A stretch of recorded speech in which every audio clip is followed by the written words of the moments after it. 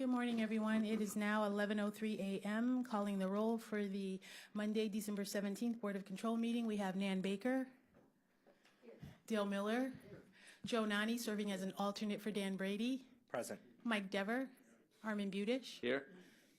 Lenora Lockett, Dennis Kennedy. We have a quorum. Thank you. Minutes from December 10th. Are there any changes? Seeing none, I move to approve. Is there a second? Seconded by Councilman Miller. All those in favor, please say aye. Opposed? Minutes are approved. Thank you. Any public comment? No public comment at this time, No tabled items? and no tabled items. Okay, start. Let's start. First item, item number BC 2018-911, Department of Public Works, submitting an amendment to a contract with Michael Baker International, Inc., formerly known as Michael Baker Jr., Inc., for design engineering services for the replacement of Mastic Road Bridge number 313, Side Hill structure in the city of Fairview Park to expand the scope of services effective December 10th, 2018, and for additional funds in the amount not to exceed $89,004. Hi, Nicole English with Public Works. So this is to expand the contract for Michael Baker. They're doing the design of Mastic Road Bridge, and after we initially scoped the project, it was discovered through the Metro Parks, because this passes down into the Metro Parks near Big Met, that the land they believe was bought with special funds that then make it what's called 6F property, and that takes special environmental coordination, and it's a whole year-long process. So that was discovered, after we scoped it. So this is the amount for Michael Baker to do all the coordination that's associated with this new environmental commitment that we'll have. Any questions? Councilman Miller. What's the expected approximate cost for the whole construction project? The construction project is right around $5 million for the bridge, and we are on the short list right now for issue 1 of the next round, that it would be constructed late next year, start construction. Okay. Further questions? Seeing none, I move to approve. Is there a second? Seconded by Mr. Nani. All those in favor, please say aye. Aye. Opposed? Item passes. Thank you. Next item is a two-part item, item BC 2018-912, Department of Public Works, submitting a RFP exemption on requisition 44197, which will result in an award recommendation to FBM Wholesale in the amount not to exceed $50,000, and it's for the purchase of building supplies for the Jail 1 Kitchen Renovation Facilities Capital Project, and B, recommending the award in connection with said RFP exemption. Good morning, Matt Reimer for the Department of Public Works.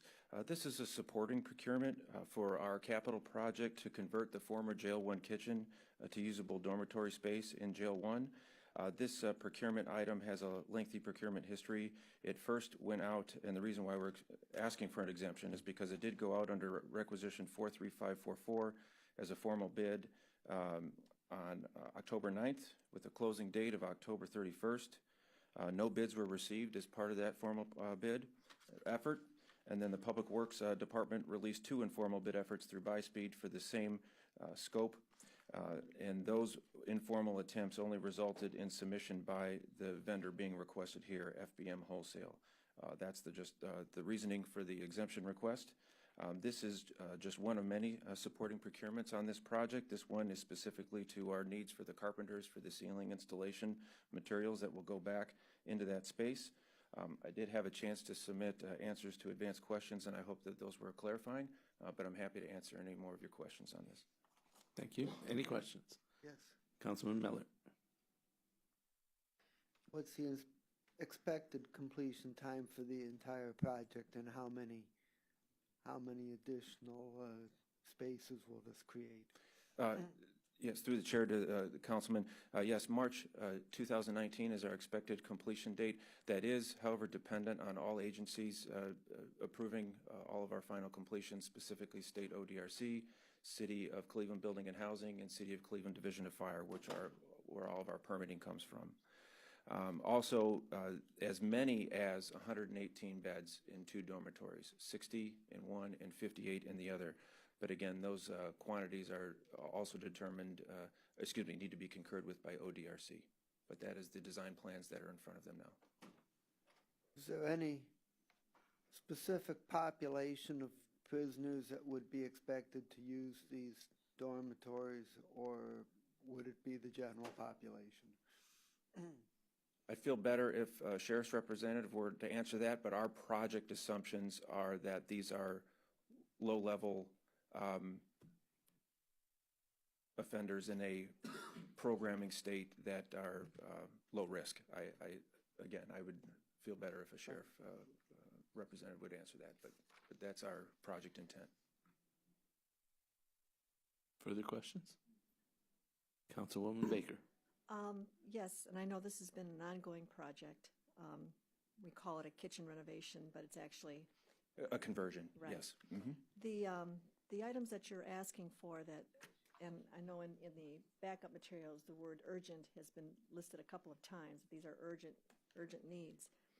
Many of these things listed, if not all of them, are not finish type of things. These are like we're just getting started: drywall, hang wire, metal angles, drywall studs. I mean, are we going to see more that's going to be needed beyond this list to actually get into the finishes of this project to be done by 3/19?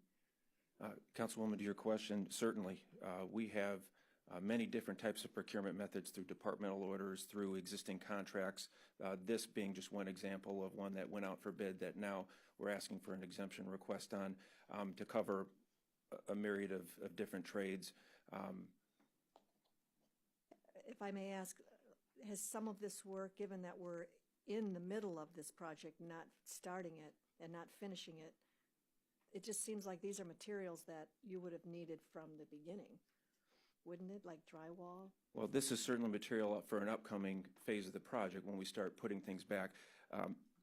If you're familiar with this space at all, and I'd be happy to inform anyone about what the challenges of this project have been, both from a design and phasing standpoint to, and particularly, the demolition. The demolition effort, and that was the main reason why we decided to use our county trades, because of the uncertainty of what we would find when we got into this structure. And the surprises were endless and completely reshaped our design effort that then set the project as it's currently designed into motion. And I would argue that's been the hardest part of the project. We are complete with the demolition phase, and so I do feel happy where we're at from a construction standpoint. Now we're just trying to line everything up on schedule and working with our external permitters to make sure we're all on the same page on getting close to occupancy. And Did I completing hear the you project. say you would be back for completion of products that are going to be needed in this space after this phase is done? I would expect that, yes, there are additional material procurements. We have procured our lighting systems through our existing contracts. We will have, I know, a flooring system that will be coming up as part of a procurement. We will have probably our polycarbonate glass for the vestibule and security aspects of the project. Dormitory furniture is moving its way through the procurement process, I believe, right now. So yes, we have a number of procurements that are still coming up on this project.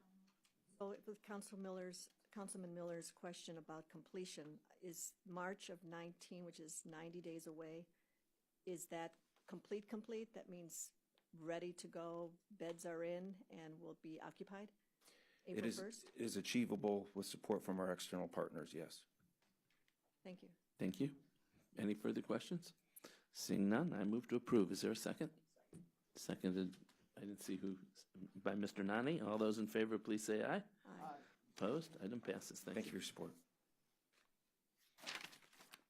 Next item, BC 2018-913, Department of Public Works, submitting an amendment to a sublease agreement with Ohio Department of Public Safety, Bureau of Motor Vehicles for lease of space located at 1400 Broadway Avenue, Garfield Heights, for use by the Fiscal Auto Title Department for the period February 1st, 2017 through June 30th, 2019, to expand the scope of services to lease an additional 5,499 square feet effective March 1st, 2019, and for additional funds in the amount not to exceed $21,380. Good morning, John Myers on behalf of the Department of Public Works. We're here today to amend our sublease agreement with the state of Ohio as part of the Auto Title Division's ongoing efforts to consolidate services for the convenience of the public with the state and the License Bureau. For the last year and a half, we've been subleasing space as part of that from the state at their Broadway Avenue location. They are in the process of moving, and we hopefully will be moving shortly, several months after them, into new space that will accomplish this goal of co-locating the Southeast office in the city of Bedford.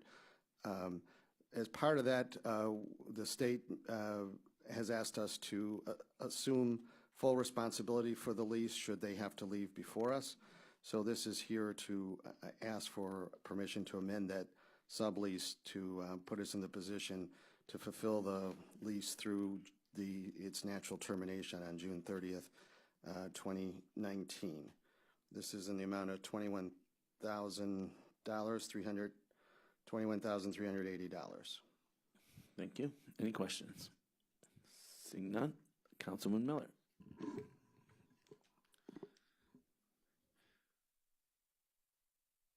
So if the state left early, would we end up paying for space that we really don't need for up to 3 months? Yes, essentially that's sort of a cut to the chase way of putting it. This, to put that into perspective though, we've probably saved more than any premium we're going to pay because the state has subleased our current space so cheaply over the last year and a half. So we've realized savings from that. And this is sort of the price that we've paid as part of this ongoing effort. This will be the last of the regional title offices to consolidate with the state and the License Bureau. So there is a bit of a premium, for lack of a better word, that we're paying to accomplish this goal.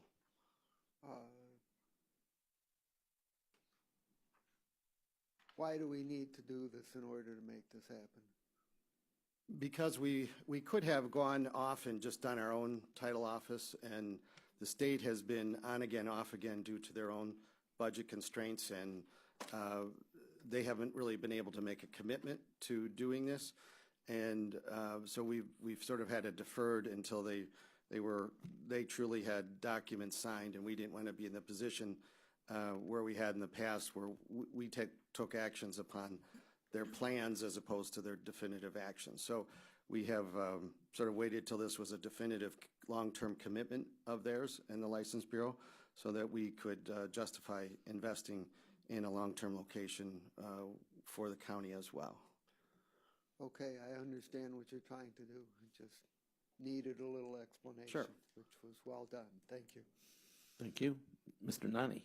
Just to follow up, what is the long-term location? Where is the long-term? It's in a shopping plaza called Meadowbrook, which is near the intersection of Rockside Road and Warrensville Center Road. So it's just south of Maple Heights into the city of Bedford. There's a newer shopping development area there that...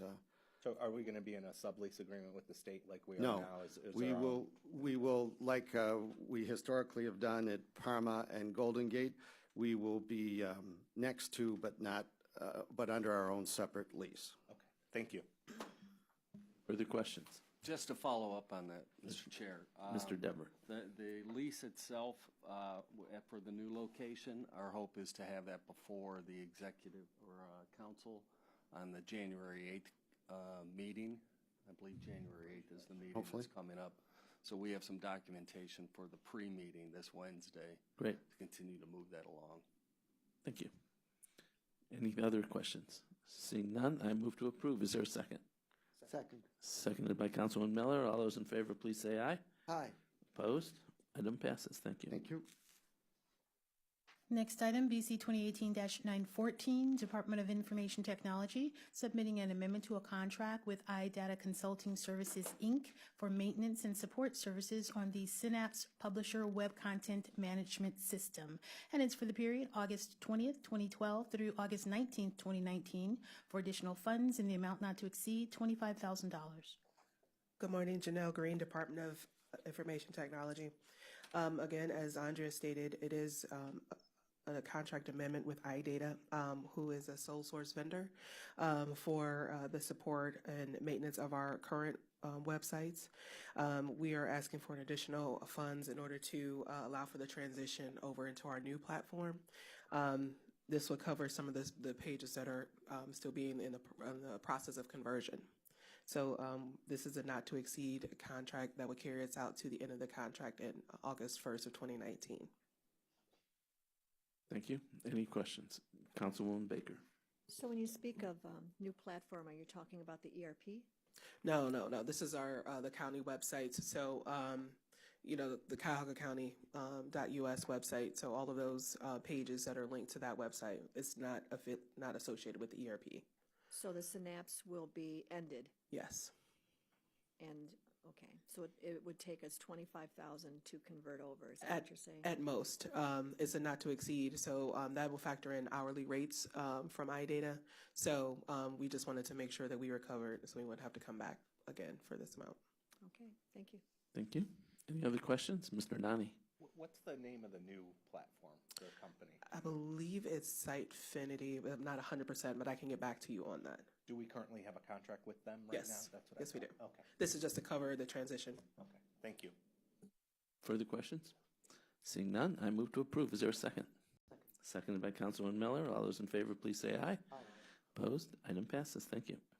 Next item, BC 2018-915, Department of Information Technology, recommending an award on requisition 43669 and enter into a contract with Hopewell Data Systems, LLC, in the amount not to exceed $24,990 for 5,001 platinum licenses for security awareness training, and it's for the period December 17, 2018 through December 16, 2019. Janelle Green, Department of IT. This is actually for a contract for services for the KnowBe4 security platform. Department of IT has used this for training for the last couple of years. It provides end-user training for safe computer practices, policy, and regulatory compliance. As I stated, it's been in use to make sure the users understand what could be potential security breaches via email, websites, and things like that. Thank you. Questions? Mr. Nani. Is this web-based training? How does Yes. that okay. It is a web-based training. And so all of our data is stored in the KnowBe4 platform, so we are be able to access who accessed the training, when they completed it, and different things like that. Okay. Thank you. Sure. Further questions?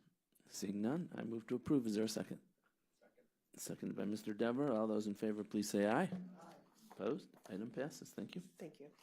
Next item, BC 2018-916, Department of Human Resources, submitting an amendment to a contract with Quick Employment, LLC, for sourcing and staffing of temporary employees for the period August 8th, 2017 through December 31st, 2018, to extend the time period to December 31st, 2019, and for additional funds in the amount not to exceed $46,550.52. Good morning, Pat Smock on behalf of the Department of Human Resources. This amendment allows HR to keep one temporary employee in the time and attendance area. The person's been working under the current contract and has proven to be a valuable member of the team. She knows our requirements, processes, et cetera. We anticipate this being the final request for an amendment to this contract, and we appreciate your consideration. Thank you. Any questions? Seeing none, I move to approve. Is there a second? Second. Seconded by Mr. Nani. All those in favor, please say aye. Aye. Opposed? Item passes. Thank you.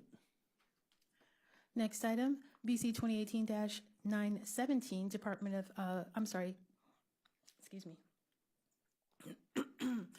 BC 2018-917, Department of Human Resources, submitting an amendment to a contract with Medical Mutual Services, LLC, for group health care benefits for county employees and their eligible dependents, and Cuyahoga County Benefits Regionalization Program participants, employees and their eligible dependents. And it's for the period January 1st, 2018 through December 31st, 2020, to expand the scope of services to provide a debit card substantiation file feed.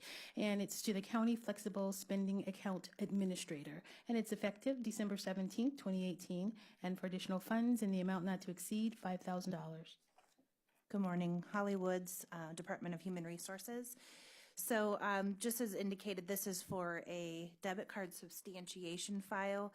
So essentially, when an employee is participating in our flexible spending account program, if they go to the pharmacy or doctor and they swipe their flexible spending card, if a claim needs to be further reviewed or further substantiation, this will set up an automatic substantiation, essentially with Medical Mutual. They would get access to an EOB, and that way employees do not have to submit receipts or have additional follow-up. So it'll create that automatic substantiation. We found ourselves this year where a lot of employees are having to submit receipts and getting delays and experiencing issues using those accounts. So this will fix that the issue. Any questions? Councilman Miller. They would get access to something, you said something like an EOB or what They will get access, yes. So today what happens if does that stand for? explanation of benefits? Oh, okay. Sorry. I'm not a junkie on Sorry. on HR. Explanation of benefits. Yes, okay. It's essentially a receipt to provide some more detail on the services that were provided. Okay, thank you. Questions? Seeing none, I move to approve. Is there a second? Second by Mr. Dever. All those in favor, please say aye. Aye. Opposed? Item passes. Thank you. Next item, BC 2018-918, Office of Procurement and Diversity, recommending an award on requisition 43471 and enter into a contract with Dunbar Armored, Inc. in the amount not to exceed $236,780.07 for armed guard and armored truck services for various county departments. And it's for the period January 1st, 2019 through December 31st, 2021. Lenore Lockett, Office of Procurement and Diversity. This award recommendation is in response to an RFP that closed October 12, 2018. One proposal was received. That proposal was evaluated, and it meets all requirements. As a result, we're recommending an award, a 3-year contract to Dunbar. The first year is based on their actual proposed prices. The second and third year are going to be based on the CPI index with a maximum CPI increase of 3.7%, and that's what the not-to-exceed amount is based on, the worst-case scenario. Thank you. Are there any questions? Seeing none, I move to approve. Is there a second? Seconded by Mr. Nani. All those in favor, please say aye. Aye. Opposed? Item passes. Thank you. Next item, BC 2018-919, Office of Procurement and Diversity, recommending an award on requisition 42531 and enter into a contract with Griffin and Strong PC in the amount not to exceed $298,000 for a disparity study to support a minority and women-owned business enterprise program. And it's for the period January 1st, 2019 through December 31st, 2019. Cheryl Kinzig, Office of Procurement and Diversity. The procurement method for this project was an RFP, and the total value of the RFP was estimated at $350,000. The RFP closed on June 27, 2018, and no diversity goals were established for this project. There were 30 proposals released, and we received 7 responses. The proposals were scored and evaluated, and Griffin & Strong was the highest scorer, and we conducted interviews with 4 of the vendors that scored the highest out of the 7. And Griffin & Strong was very strong in their presentation, and this award is for the entire project. The last time the project was split in 2 phases. May I ask a question? Yes. At first, it looked like this was for just 1 year, 300,000. I'll just call it 300,000 or short 2,000. But it's actually for 3 years. Does this study go on for the entire 3 years? No, this project is 1 year only for $298,000. The last time the project was for 2 years between 2 different vendors. Okay, I guess this is, how many times have we done this study? There was one prior study, and Griffin & Strong did the second part of the study.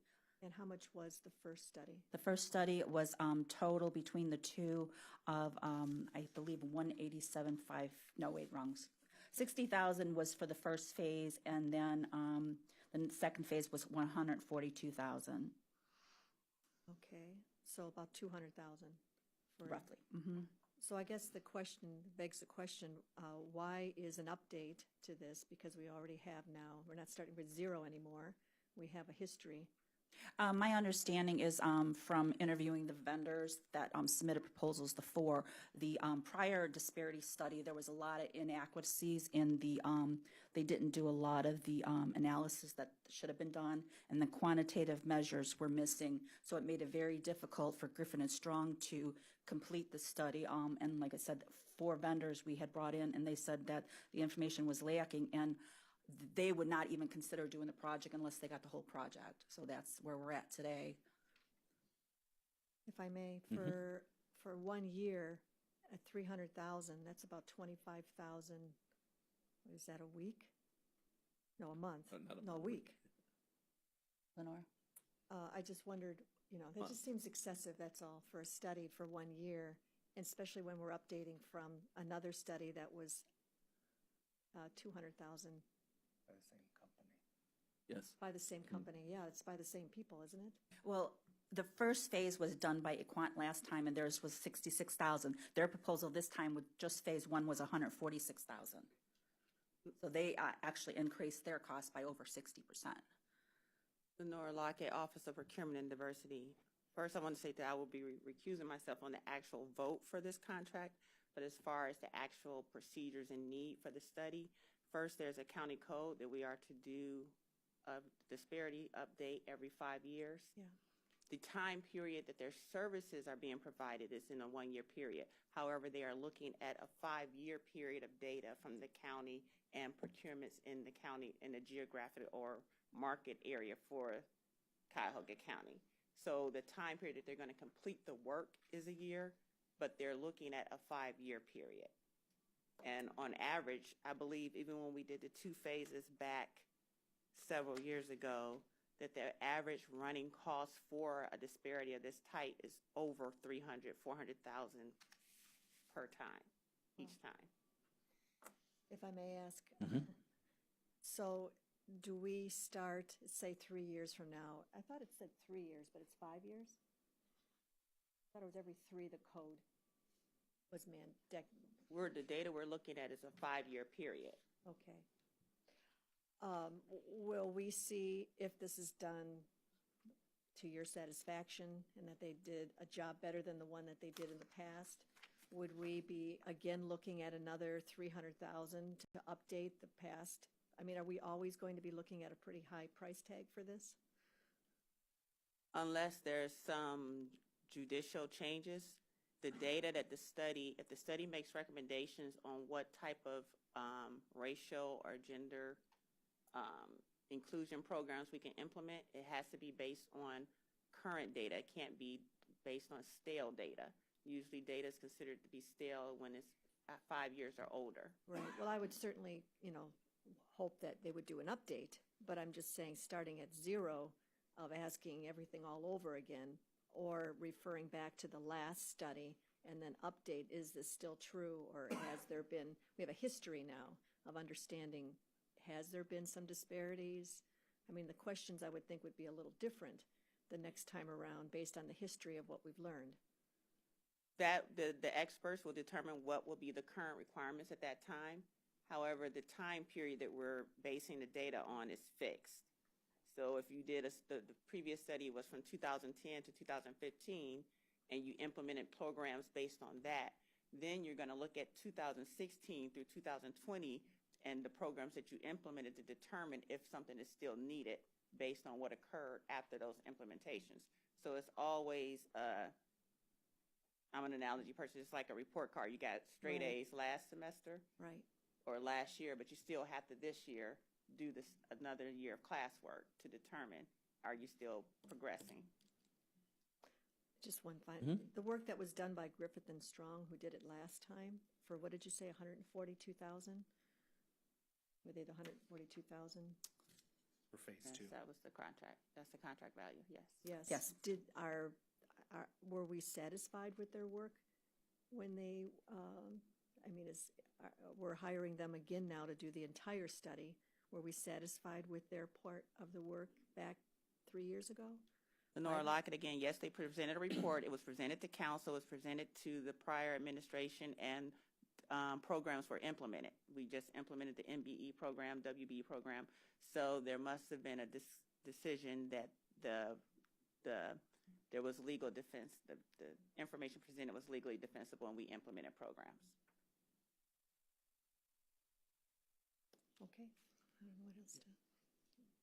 Councilman Miller. A couple of comments on this. I have seen disparity studies run as high as $750,000 to $1 million in other jurisdictions. You know, so I think what we have here represents good value. And regarding the first disparity study, the technical problems with the data collection notwithstanding, I think overall it was a fine product, and it did what it was supposed to do. It gave us the ability to construct inclusion programs based on substantive data, not guessing, and so when we developed the MBE or FBE targets for particular contracts, we've been basing those targets on what's the prevalence of minority and female contractors within particular kinds of work as found by the disparity study. So it's very data based, and the fact that, to my knowledge, there have been no legal challenges to any of our programs, I think is further evidence that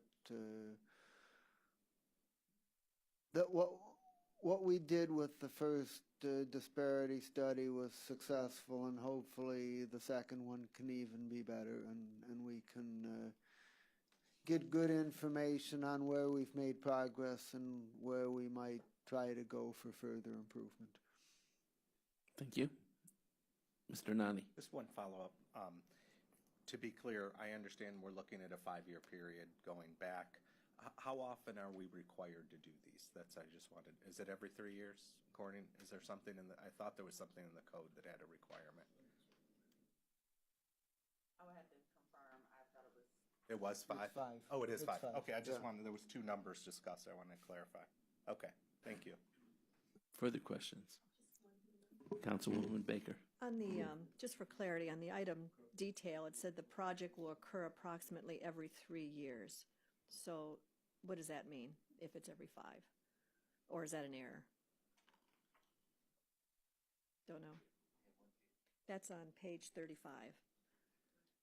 Lenora Lockett, Office of Procurement and Diversity. As I stated earlier, I've had a conflict of interest, so I've not have been involved with the actual procurement process since June when we received the proposals.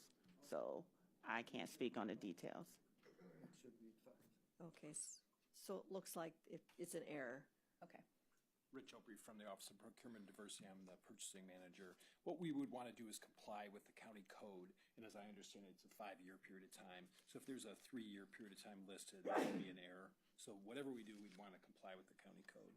Okay, so we'll see you again in 2021. Yep.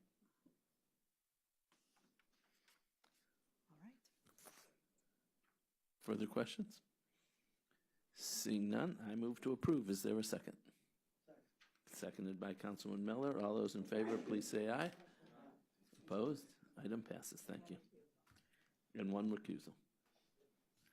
Next item, BC 2018-920, Court of Common Pleas Corrections Planning Board, recommending an award on requisition 44090 and to enter into an agreement with Alcohol, Drug Addiction, and Mental Health Services Board of Cuyahoga County in the amount not to exceed $132,909 for substance abuse and mental health treatment services for victims of human trafficking and exploitation in connection with the Recovery Court Project, and is for the period September 30th 30th, 2018 through September 30th, 2019. Good morning, Marty Murphy for the Corrections Planning Board. We're recommending this award to the Alcohol, Drug, and Mental Health Services Board in the amount of $132,909 in support of the Recovery Court, which is a gender-specific sexual human trafficking and exploitation identified court, and we are looking for this for the period 9/30 of 18 through 9/30 of 19. Thank you. Questions? Councilwoman Baker. Given that it's only a one-year contract, is there a reason why we're 2 months now into it before this has been given the authority? Sure. In terms of that, there was a request earlier for explanation. You may not have received it yet. This is actually and it depends on the Substance Abuse and Mental Health Service Administration awards. They can give you 3 years worth of money in a 3-year project, or they can give you 3 years worth of money in individual years where the budget periods are year by year, but the project is 3 years. This is actually funding for year 2 of 3 for this particular project. In terms of October 1 basically being the start of the federal fiscal year, prior to moving it for approval, there are multiple different steps, and it depends upon when we get the notice of award from the federal government. First, that notice of award has to come forward into this committee for approval of accepting the money from the federal government. Once that's done, we also then have to go forward and request the appropriations, which, depending upon timing, can be almost a full month at times before that's in front of council for the appropriations, and then setting up the index code, sub-object codes for the funding. In addition to that, we also have to submit the contract to the Adams Board for approval. With this particular contract, it was heard in front of both their program committee and their finance committee before being moved forward to the full board for approval, and then subsequently signed. Once we got the signed contract back from the Adams Board, we then input it into OnBase for the requisite approvals through law, fiscal, procurement, and so forth until where it gets to in front of you today. If you wanted a comparative, last year going through the same cycle, this did not get approved for the year 1 of this until February of this current year.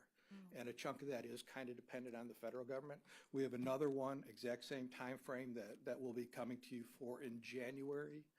And I'm sure I'll be explaining to you then why it's actually a little bit later than this one. But this is probably as fast as you can get a federal award contract through all the processes and approved. You're right, I didn't read that explanation.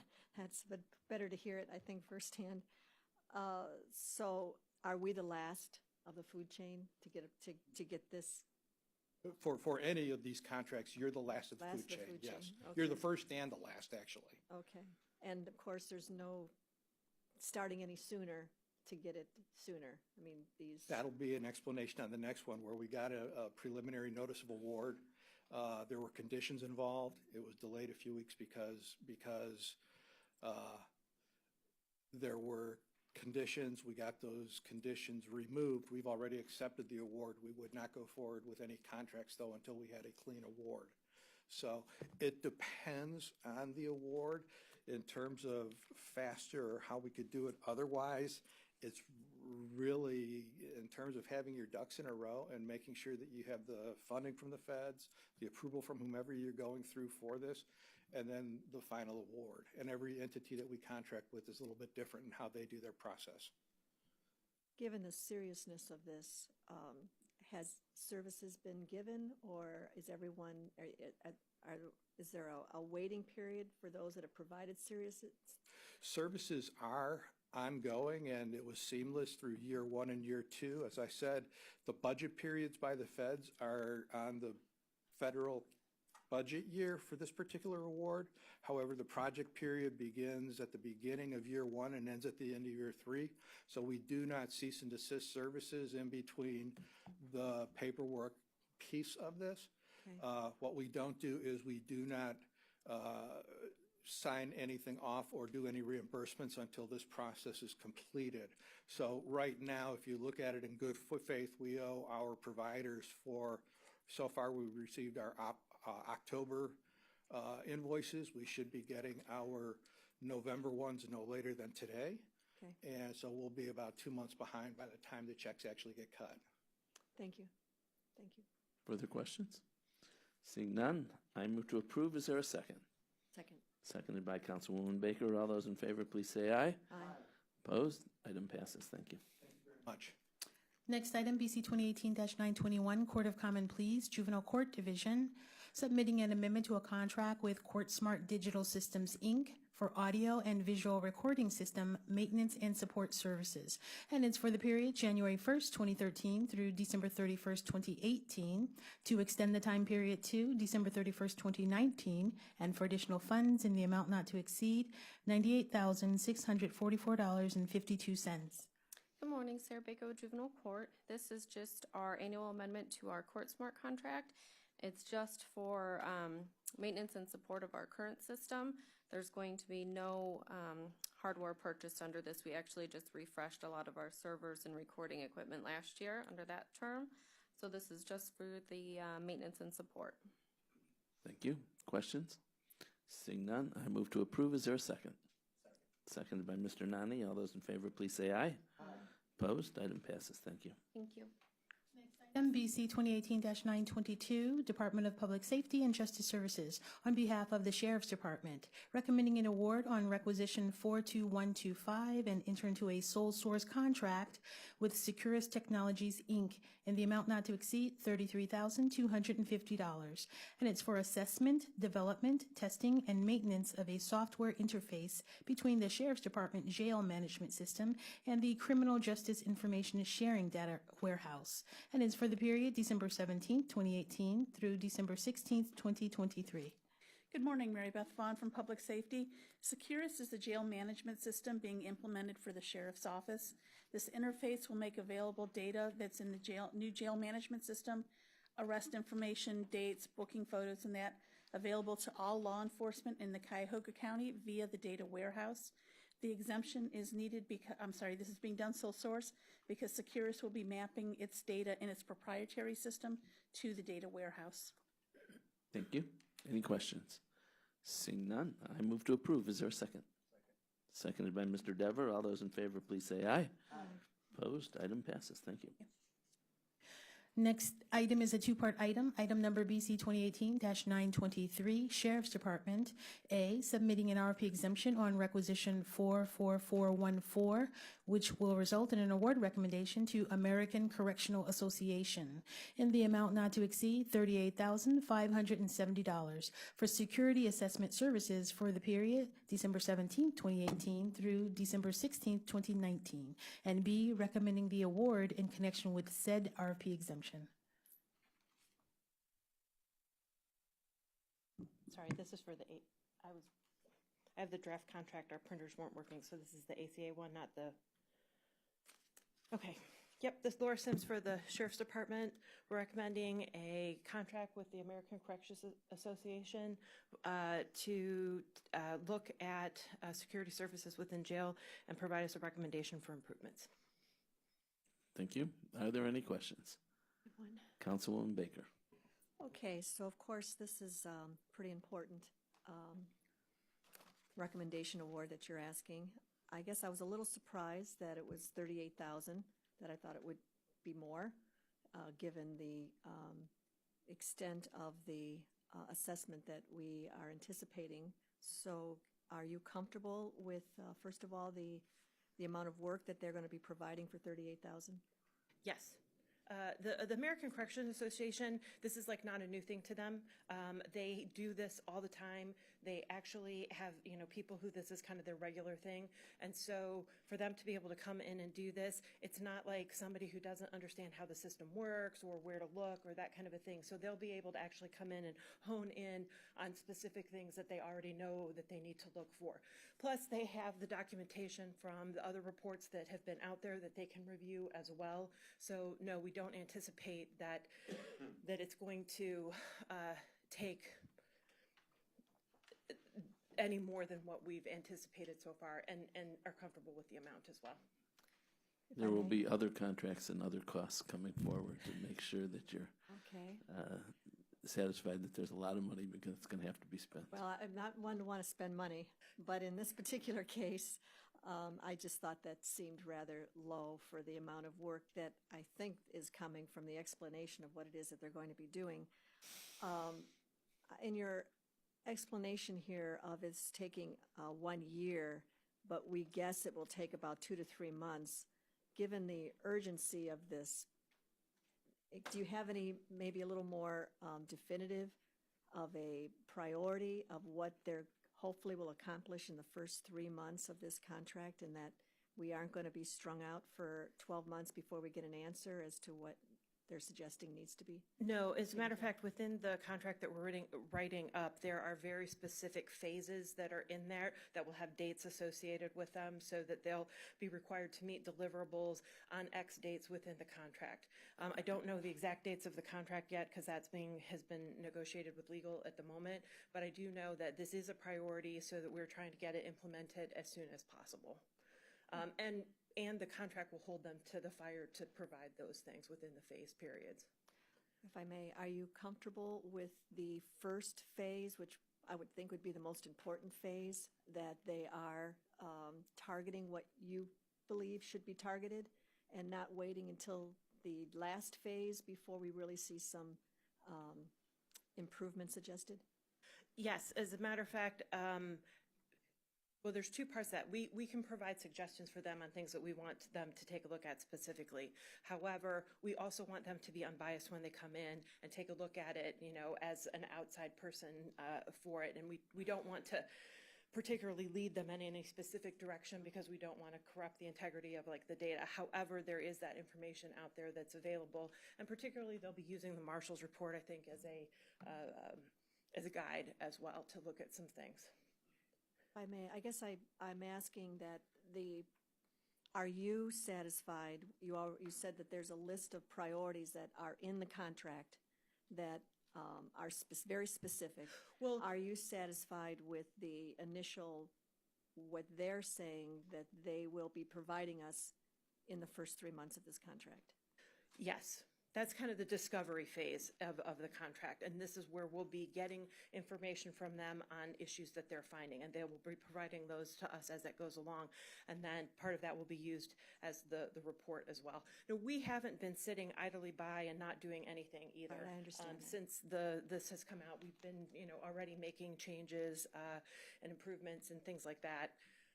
So we're not waiting for this, to get done, but we will incorporate this into a plan as we move forward. Okay, and as you mentioned, there would be other involvement in this. Will be working with the ACA? Well, so here's Depends the thing. on what it is. So, for example, I believe that we will be coming forward with a proposal for an organization to help us revise, write, edit our policies and procedures at the jail. That will be a separate contract, most likely, with a separate company, although obviously they'll all be working together. I guess my only concern is that we put an urgency to this, that we don't take the year and then sit back and wait. No, there's no intention of that actually taking a year. I think the reason that we put that in there is just because we wanted to give ourselves some flexibility, that the ACA is not going to be implementing the things that they find. However, if we have questions, on what they find, that gives us time to go back and work with them to hash out any other issues that come up. All right. But I think those would be handled as kind of like a one-off thing and not the whole report itself. Is it possible that we could get a copy of what is asked of them in priority form? That's all I really care about. Sure, I'd have to get a copy of the contract, and I can get that to you when that's complete. Okay?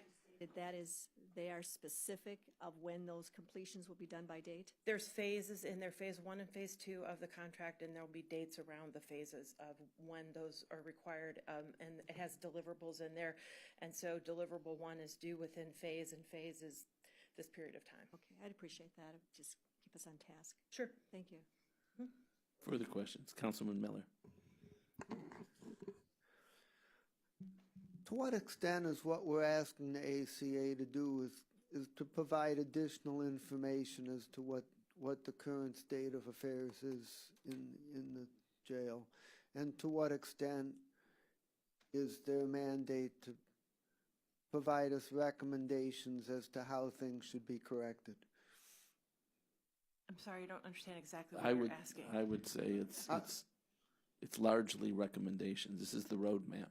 Yeah, oh, okay, if that's what, yeah, exactly. These are recommendations for us to improve the jail and the security around the jail for the inmates and the staff. So they're just not going to confirm that the problems that the marshals found, that those problems exist. They're going to take the next step and tell us what are the things we should do to correct the problems. Absolutely, yeah. It is not just to verify and kind of look over what the marshal's report did. They will actually be coming and doing their own investigation, or I guess discover as part of the discovery. They'll be looking at everything, and if it matches up with that, then it will. If not, they'll give us our recommendations on what we need to do to make things better. Okay. Further questions? Mr. Nunley. One follow-up in the document that was provided with the answers, relative to the fixes that have been put in place. It says that some have been put in place but needed to get with the associate wardens to compile a list for Monday. Sure. Do you have that? Or I do. okay. And so one of the things that the executive mentioned is the policies and procedures. We're taking a look into putting it together, a contract for that. We are also looking at working with an organization on training to provide better training to the COs. That hasn't fleshed out. However, we have spent quite a bit of time making improvements in the kitchen. The tray issue is resolved. We have new trays for everybody and have a stock of that. We also have made sure that some of the equipment apparently was not working. We've put in work orders to have fixes done. We've put in requests for new pots and pans, and I think there was a slicer or something like that was working. We have now set up logs for keeping track of the temperatures of the food and the temperatures of the dishwasher to make sure that all of that is sanitary. And we did a deep clean of the kitchen, and they've set up a daily, weekly, and monthly schedule for maintaining that in the kitchen, keeping it clean. That includes the vents and the hoods and the filters and all of that. So we've definitely gotten a bunch of that stuff done. So thank you. Mm-hmm. Further questions? Councilwoman Baker. Based on that, by the time the ACA begins their study, much of those type of things will not even be probably included in their report. Probably not. That they're starting at a place where it's more about perhaps process and better procedures and training and things like that. Maybe space recommendations. There are more complicated things that we can't do ourselves without some specific guidance. It sounds like what's important is that what we can do, we have done. And We so are, they're doing yes. what we can't do. Right. Okay, that's good to know. If I may also, on the two phases that are listed here, phase 1 is discovery period, phase 2 is site visits. Is discovery period include then the recommendations also? Well, that will be a conversation, I think, as they go through the discovery period, because I don't think as they go through and look at this stuff, they're going to hold all of it. They'll probably have, talk to us, but that will be informal. And then we can, work with that. Then whatever they find, they'll review in the site visits, and then that will go into the final report. But the scope of their work does include the recommendations? Yes. Oh, absolutely. In the report, all of those would be laid out. Thank you. Further questions? Seeing none, I move to approve. Is there a second? Second. Now, do we have to approve this subject to the completion of the various stages that still have to go, or how do we do, can we just approve it now, or? We can approve this now, and if an amendment has to take place at a later date, we can bring it back for an amendment. Okay. I move to approve. It's been seconded. All those in favor, please say aye. Aye. Opposed? Item passes. Thank you. Next item is a two-part item. Excuse me. Item number BC 2018-924, Sheriff's Department. A, recommending an alternate procurement process on requisition 43917, which will result in an award recommendation to Hall Public Safety Co. in the amount not to exceed $20,437.38 for the purchase of two 2018 Ford Explorer build-outs. And B, recommending the award in connection with said RFP exemption. Laura Sims for the Sheriff's Department again. These are two vehicles. They were purchased through Public Works. However, when we get them, they're not kitted out. They don't have the sirens. They don't have lights, the radios. So the build out is, and that's what this is for, to do the build out. There's this one and the following one, and one of them's for the canine, a canine build out. One's an undercover vehicle for here. Thank you. Questions? Yes. Councilwoman Baker. I'm trying to read here. Are these replacement vehicles or are they new vehicles? Replacement. They are both. Further questions? Seeing none, I move to approve. Is there a second? Second. Councilwoman Baker, all those in favor, please say aye. Aye. Passes. Thank you. Next item is a two-part item. Item BC 2018-925, Sheriff's Department. A, recommending an alternate procurement process on requisition 43948, which will result in an award recommendation, again, to Hall Public Safety Co. in the amount not to exceed $17,731.32, and it's for the purchase of two 2018 Ford Explorer build-outs. And B, recommending the award in connection with said RFP exemption. Laura Sims from the Sheriff's Office. This is the same as the last one. These are two replacement vehicles that need the build-outs done. And again, were purchased through Public Works prior to coming to us. Thank you. Questions? Councilwoman Baker. These are the same as the prior? It's the same explanation. They're different vehicles. Different vehicles. Yes. And again, are these replacements? Yes. Does the ones that we're replacing, do they move down as we see other departments do? Do they get reused? Yes, the protective service officers end up with the deputy They're looking vehicles. for them. Yeah. Okay, thank you. Further questions? Seeing none, I move to approve. Is there a second? Second. Seconded by Councilwoman Baker. All those in favor, please say aye. Aye. Opposed? Item passes. Thank you. Next item is originally just a one-part item. It's going to be amended to reflect an RFP exemption. So BC 2018-926, Office of the Medical Examiner, A, submitting an RFP exemption on requisition 44147, which will result in an award recommendation to Advantra Group, Inc. in the amount not to exceed $213,900 for biomedical waste removal services for various county departments. And it's for the period January 1st, 2019 through December 31st, 2021, and B, recommending the award and contract in connection with said RFP exemption. Hugh Shannon, Medical Examiner's Office. Advantra is the group that does all of our biomed waste, and we had amended it in the previous cycle to add a number of additional county agencies that also needed the work done. Thank you. Questions? Councilwoman Baker. Would this be considered a sole source then, or are there other companies that can provide you this service? There are, I believe this went out originally, and they were the only respondent. Further questions? Seeing none, I move to approve as amended. Is there a second? Seconded by Councilman Miller. All those in favor, please say aye. Opposed? Item passes. Thank you. Next item, BC 2018-927, Department of Health and Human Services, Office of Reentry, submitting an amendment to a contract with YMCA of Greater Cleveland for transitional housing and case management services for male and female ex-offenders for the Open Door Housing Program, and it's for the period January 1st, 2018 through December 31st, 2018, to extend the time period to December 31st, 2019, and for additional funds in the amount not to exceed $300,000. Yes, this is the continuation of the first in the country and still national model for public-private partnership among government, not-for-profit, and the Public Housing Authority to provide transitional housing specifically for those returning from incarceration for a period of 6 to 18 months.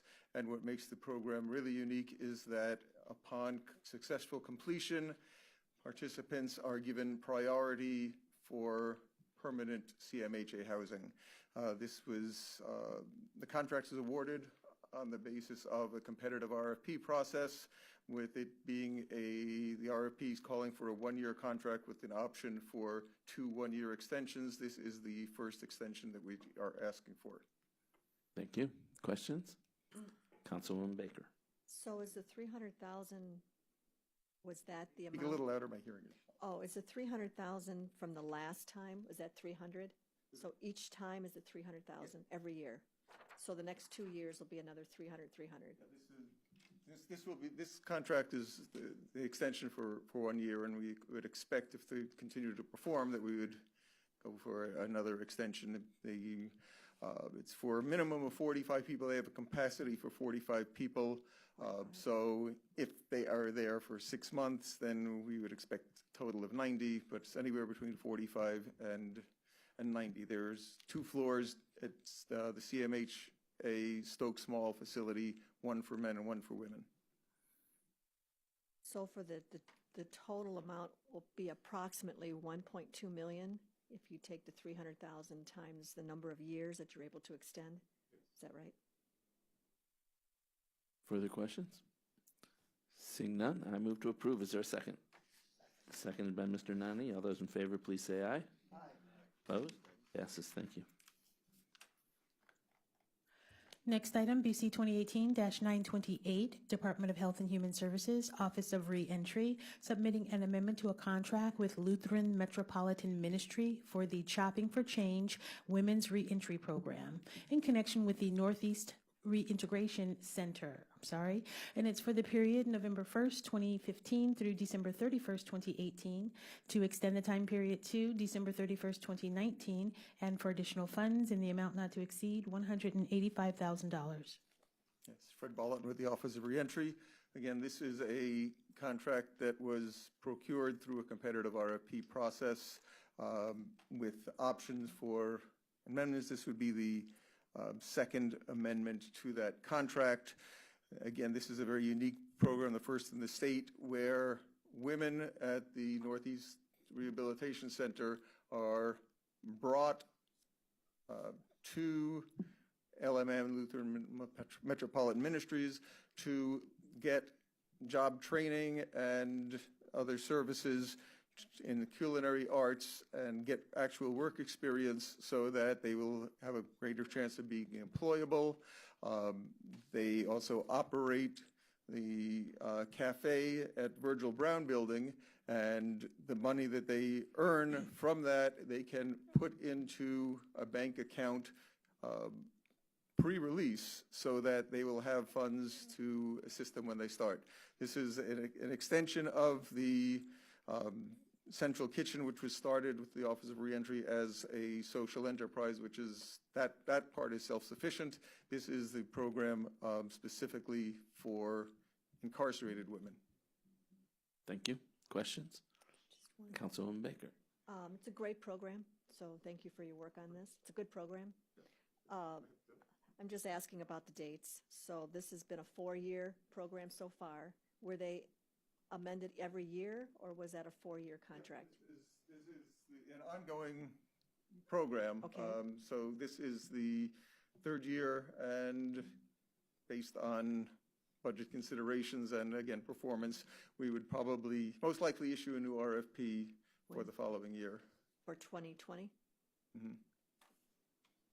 Okay, thank you. Further questions? Seeing none, I move to approve. Is there a second? Second. Seconded by Councilwoman Baker. All those in favor, please say aye.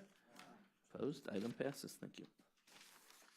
Next item, BC 2018-929, Department of Health and Human Services, Office of Reentry, submitting an amendment to a contract with Recovery Resources, Inc. for recovery redirection case management services for the jail diversion program, and it's for the period January 1st, 2018 through December 31st, 2018. To extend the time period to December 31st, 2019, and for additional funds in the amount not to exceed $169,000. Yes, still Fred Bollitt with the Office of Reentry. This is an amendment to a contract that was originally procured through the RFP process as well. This provides services to people who are currently incarcerated in the county jail in the diversion program where they are serving their sentences in the county jail, and it will provide assessment, treatment, intervention, and support, and devise a reentry plan for these individuals so that they will be better equipped to have a successful reentry when they come out, and also to establish a relationship to encourage them to continue working with Recovery Resources upon release, so that they are not, out on their own without any assistance that way. Thank you. Questions? Councilwoman Baker. Again, is this the last of this phase, and you'll be going out? This will be the first amendment. This was First RFP'd last year. 1/1/18. And again, there was built in with an option for How many more? 2 one-year amendments. Thank you. Further questions? Seeing none, I move to approve. Is there a second? Seconded by Councilwoman Baker. All those in favor, please say aye. Opposed? Item passes. Thank you. Next item, BC 2018-930, Department of Health and Human Services, Community Initiatives Division, Office of Early Childhood, submitting an amendment to a contract with Family Connection Center of Northeast Ohio for program administration services for the supporting partners to assure Ready Kids program for Invest in Children. And it's for the period January 1st, 2018 through December 31st, 2019 for additional funds in the amount not to exceed $125,000. Good afternoon, Marcos Cortez with the Office of Early Childhood, Invest in Children. Again, this is a contract amendment with Family Connections for our SPARK program. SPARK is an early literacy program for 3- and 4-year-olds where a parent partner enters the home and provides a monthly lesson for the child and the family. These funds are from the Cleveland Foundation, specifically to help support our program in East Cleveland. Thank you. Questions? Seeing none, I move to approve. Is there a second? Seconded by Councilman Miller. All those in favor, please say aye. Aye. Opposed? Item passes. Thank you. The next item is a two-part item, item BC 2018-931, Department of Senior and Adult Services. A, submitting an RFP exemption, which will result in a revenue-generating award to McGregor Pace in the amount not to exceed $72,600 to administer personal care support and home health aid services to program of all-inclusive care for the elderly PACE participants. And it's for the period December 1st, 2018 through November 30th, 2019, and B, recommending the award in connection with said RFP exemption. Paul Porter, Health and Human Services, on behalf of the Division of Senior and Adult Services. This is an opportunity for DSAS to work with McGregor's program that serves, as the name indicates, as an all-inclusive program for senior care. So that means that they get their case management and basically their insurance coverage through McGregor as an alternative to, for instance, the Passport program or Medicaid. McGregor relies on vendors throughout the community, so many of the same vendors that we use in our options program, for instance, also provide services to McGregor PACE clients. They offer DSAS an opportunity to apply to be a service provider for their program for both personal care and home health aid services. And this will enable some of the aides that DSAS already employs as home health aides and personal care aides to provide that service and get reimbursement for it, where often DSAS is the payer of last resort, so we would cover the cost of those services. This way, we can provide that service and generate some revenue from it. Thank you. Questions? Seeing none, I move to approve. Is there a second? Seconded by Mr. Nani. All those in favor, please say aye.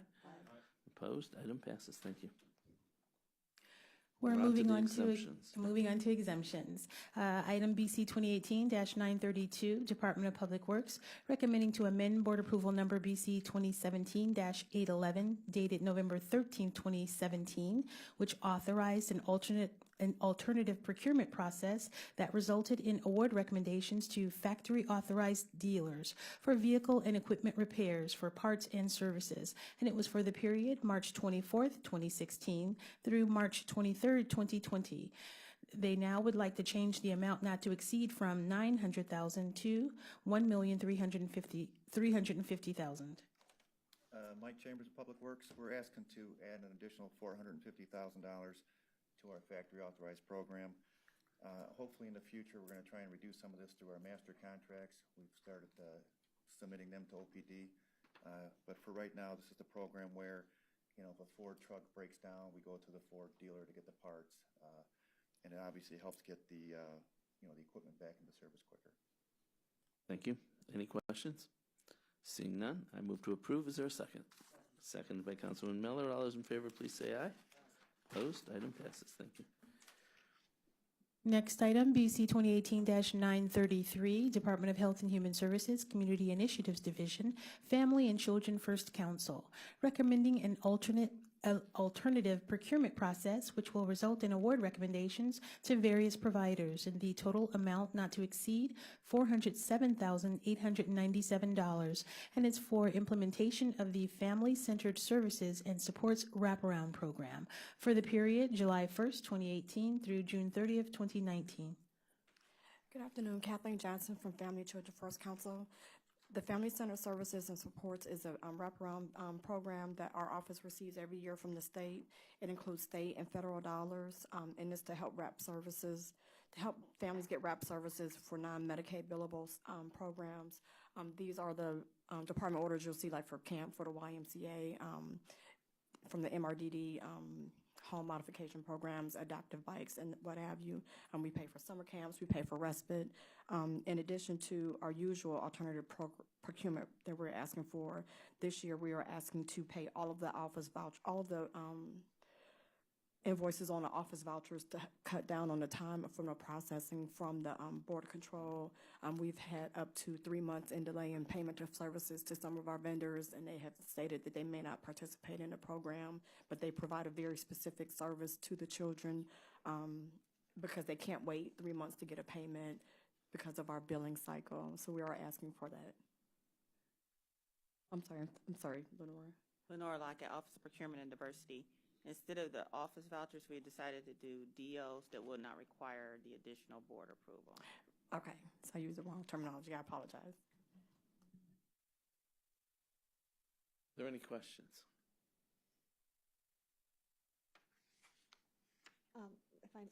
Is this consistent with the internal audit report that was done recently on procurement? Lenore Lockett, Office of Procurement and Diversity. So the approval of the alternate procurement, they're outlining that in this case, which is still the case, the families choose the provider. So there's not a procurement process for us because we cannot choose the provider. If the services are within eligible requirements, and you can correct me if I misstate, then we just pay based on the funds that have been provided through us for the state. Yes. And we pay the vendor after it's been chosen by the family. So this process will help with the one audit issue that we will not be paying. It takes into account the fact that we can't pay on vouchers because of an audit issue, but we can do DOs, department orders, that will encumber the funds to address the audit issue that is in conflict with the vouchers, but also provides an speedier time frame because the dollar amount and the parameters of the program are being approved by this alternate procurement. So all of the department orders that are approved under this will not exceed in aggregate the amount that's in this approval if it's done by the board today, and those department orders will be encumbered. Okay. It's all good. Okay, But thank you, Mr. We Kennedy. met with, we met with Walter and his staff several times, so this is to expedite the payment. We merely serve as the fiscal agent to process the payments. As Lenore said, we don't actually contract with the entity that's getting paid because that's a selection made by the families. Thank you. Are there any other questions? Seeing none, I move to approve. Is there a second? Seconded by Mr. Nani. All those in favor, please say aye. Opposed? Item passes. Thank you. And we are on consent agenda items 934 to 940. Does anybody have any questions?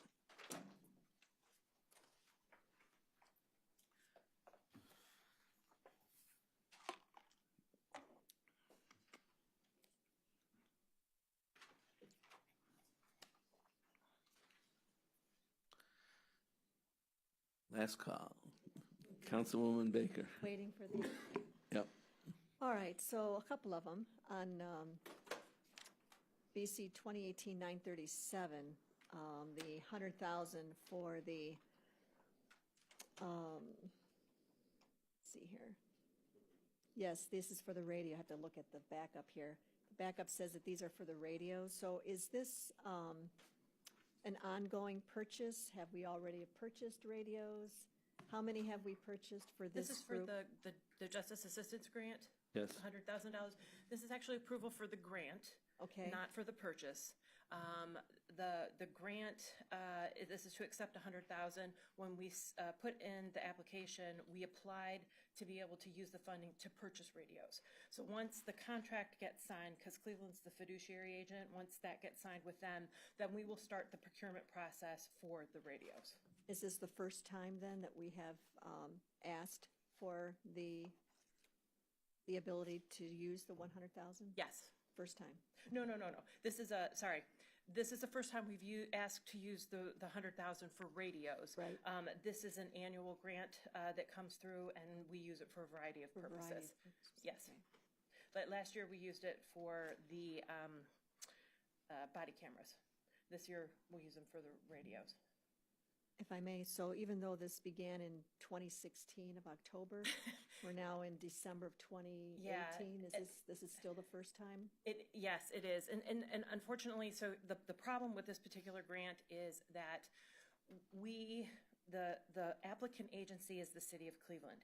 And so we put the MOU together that says, because the way that it comes out, it says that the Cleveland area, and it lists like the cities and how much they get from the federal government, and then we have to negotiate with Cleveland for our amount. And so we would sign the MOU for that. They submit that MOU as part of the application to the federal government. Then they have to get it approved through them. And then once they get it approved, we have to wait for them to submit the agreement or the contract, interagency agreement. And as you can see, I just got the interagency agreement from Cleveland on November 15th. Wow. I mean, and so I can't move forward with the procurement or anything until we get that agreement. And it'll take a little bit while because we sign it first, and then it has to go back to Cleveland, and then they have to get it through their people to sign it. So it's still going to take a little while before we'll actually be able to expend the funds. So if I may, so this grant for the 100,000, how many radios are we getting for that 100,000? We assume, well, approximately, I think about 28 we'll be able to get. It'll depend on once we, compete it, but we're estimating around that much. If I may, will this end then the usage of this grant? No. Well, the 100,000 will be expended completely for radios, but then we have another grant for 18 that we have asked to use for radios as well. It'll be another 100,000 for the next grant. Okay, and then again 19 and again on 20. Right. Okay, interesting. Thank you. Further questions on any of the consent agenda items? Yes, I do have a couple. On the BC 2018-939, I was just questioning, that seems like a high registration fee, $10,500 for 3 people. Is this something that they will be accredited towards their education, or why and I realize it's 5 days, or at least 3, depending on when they get there and when they leave. Why is that so high? Basta, Health and Human Services, on behalf of Division of Children and Family Services. This trust-based relational intervention is for at-risk and traumatized youth. This is a train-the-trainer session. It is only provided by the Texas Christian University. The developer of the program is Karen Purvis. She's the only one in the country that can provide this type of training. Wow. And being that it is a kind of a university course, there is continuing education credits for those individuals that are taking the training. If I may, is this something that you would, is this a yearly? How often would this? This is a one-time training. It's the model that DCFS will use going forward for traumatized at-risk youth for interventions. And finally, because it is so specialized and probably sounds like hard, will they come back and be able to train others? Yes, that's the intent of the program. Good, thank you. Questions on the consent agenda? One more, if you don't mind. The SH 1844005, I was just curious for the $19,000, how many vests are we purchasing for that? 12.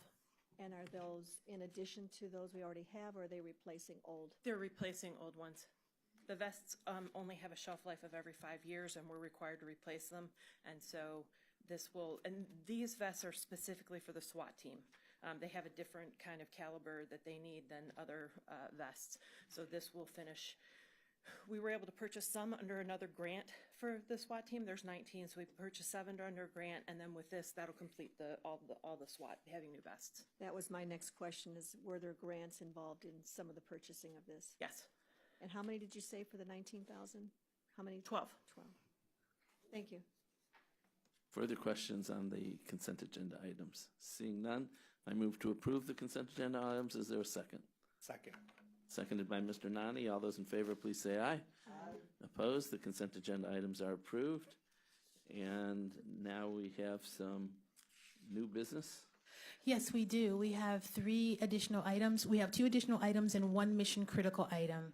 And they're 2-part items. We'll start with the additional items first. Item number BC 2018-941, Prosecutor's Office. A, submitting an RFP exemption on requisition 43879, which will result in an award recommendation to M&J Technologies Direct, Inc. in the amount of $83,496 for the purchase of 57 HP Elite 850 notebooks, HP Ultra Slim docking stations, and 120 HP LED/LCD monitors, and B, recommending the award in connection with said RFP exemption. Pete Seghetti with the County Prosecutor's Office. This is just a standard refresh of our laptop architecture. These equipment ranges from 6 to 8 years old, so it's past its useful life. So it's just the replacement of those PCs and monitors. Hello. Any questions? First, we would have to move to amend today's agenda to consider this item. I'll make that motion. Second by Mr. Dever. All those in favor say aye. Aye. Any opposed? Okay, related to the item, are there any questions? I'm sorry, I was preoccupied. Is this the RQ 43879? Is that the one we're discussing? Yes. Thank you.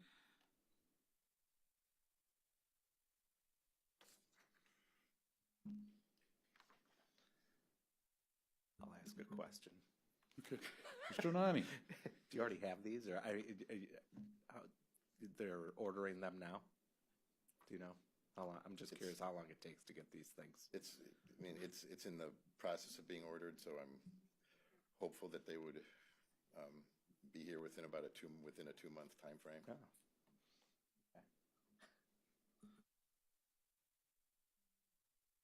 We'll leave that off the record. Yeah. Any other questions related to this item?